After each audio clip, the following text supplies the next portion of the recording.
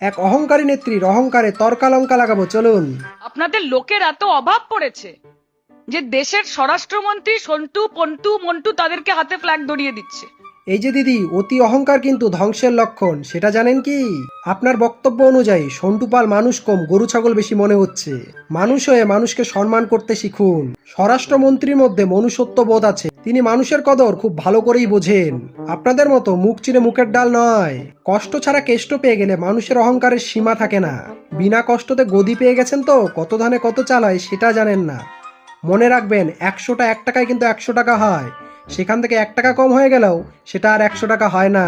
ঠিক তেমনি সাধারণ জনগণের এক একটা মূল্যবান ভোট নিয়ে আপনাদের সরকার দাঁড়িয়ে আছে। মনে রাখবেন, আপনার এই অহংকারের পতন খুব দ্রুত আসছে। তখন জনগণের মূল্য, এক একটা ভোটের মূল্য ঠিক বুঝতে পারবেন। তখন বুঝে আর কি হবে, কীর্তনের দলে যোগদান করতে হবে। मजा आया।